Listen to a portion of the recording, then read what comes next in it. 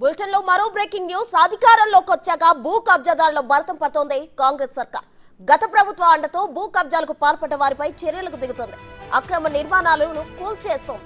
తాజాగా గండిపేటలో కోట్ల రూపాయల విలువ చేసే ప్రభుత్వ భూమిని కబ్జా అయినట్లు అధికారులు గుర్తించారు.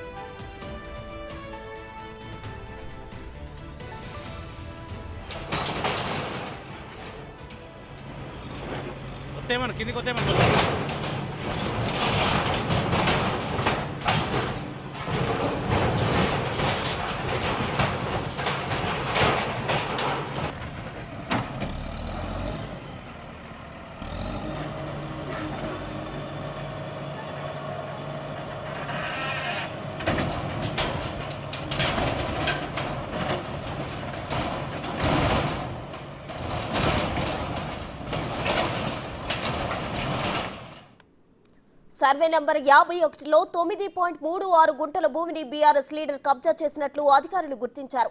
గత బీఆర్ఎస్ ప్రభుత్వ హయాంలో ఈ కబ్జాలకు తెరలేపాడు. అప్పటి మంత్రి అండదండలతో ప్రభుత్వ భూమి తనదే అన్నట్లు పట్టా పాస్బుక్ సృష్టించాడు. ఏకంగా ప్రహరీ గోడ కూడా నిర్మించేశాడు. అయితే ప్రభుత్వం మారడంతో రెవెన్యూ అధికారులు ఆ భూమిని తిరిగి తీసుకునేందుకు రంగంలోకి దిగారు. ఆ ప్రహరీ గోడను కూల్చిపడేశారు. నకిలీ పాస్బుక్స్ రంగారెడ్డి జిల్లా కలెక్టర్ శశాంక క్యాన్సిల్ చేశారు.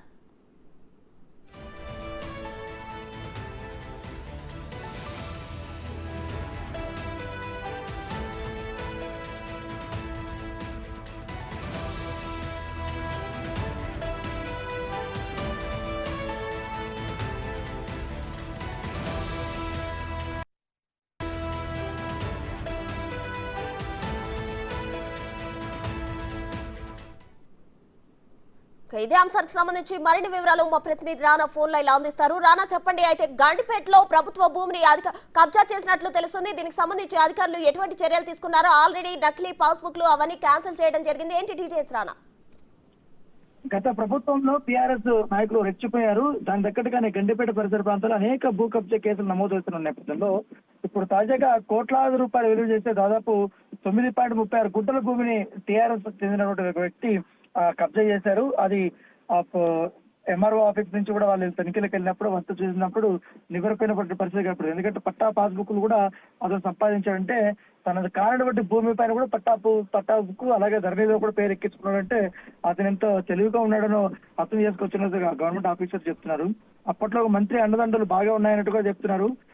దాంతోనే పెద్ద ఎత్తున ఈ పట్టాదారు తప్పించుకోవడం కానీ బాగా ఇన్ఫ్లుయెన్స్ చేసి గవర్నమెంట్ ఆఫీసర్ దగ్గర నుంచి ఈ భూమిని ఆదాయాన్ని చెప్పించుకోవడానికి నానా తంటాలు పడినట్టుగా మనకు సమాచారం అవుతుంది. దాంతో పాటు ఈ భూమి గురించి ఈ కబ్జా చేశారనేసి తహసీల్దార్ కి ఫిర్యాదు రావడంతో వెంటనే ఆయన అక్కడికి వెళ్ళి అక్కడ ఉండి భూమిని అంతా చూసిన తర్వాత ఆ భూమి రికార్డ్స్ అన్ని చూసిన తర్వాత ఈ భూమి కబ్జా అయినట్టుగా ఆయన కూడా గుర్తించారు. వెంటనే దాన్ని ఆధీనంలోకి తీసుకోవడం తెలుసు. దీనిపైన ఉన్న పాస్బుక్ అన్ని కూడా ఇప్పటికే ఉన్నాయి కాబట్టి వాటిని కూడా తీసుకున్నట్టుగా మనకు సమాచారం అవుతుంది. దాంతో పాటు ఈ అట్టదారిన పాస్బుక్ సంపాదించారు కాబట్టి వాటిని క్యాన్సిల్ చేయాలని రంగారెడ్డి జిల్లా కలెక్టర్ శశాంక ఇప్పుడే చెప్పినట్టు నేపథ్యంలో అది కూడా క్యాన్సిల్ అయినట్టుగా మనకు సమాచారం. ప్రస్తుతం అయితే భూమి ప్రభుత్వ ఆధీనంలోకి వారు తీసుకున్నట్టుగా తెలుస్తుంది.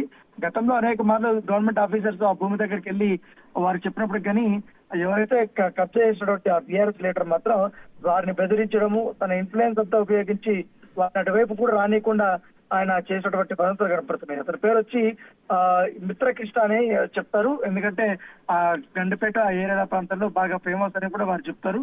సో అప్పట్లో ఈ అధికారులు తనకు సహకరించినటువంటి అధికారులు కానీ దాంతో పాటు ఒక మంత్రి ఉన్న నేపథ్యంలో తన సాగినటువంటి ఆటలన్నీ సాగాయి.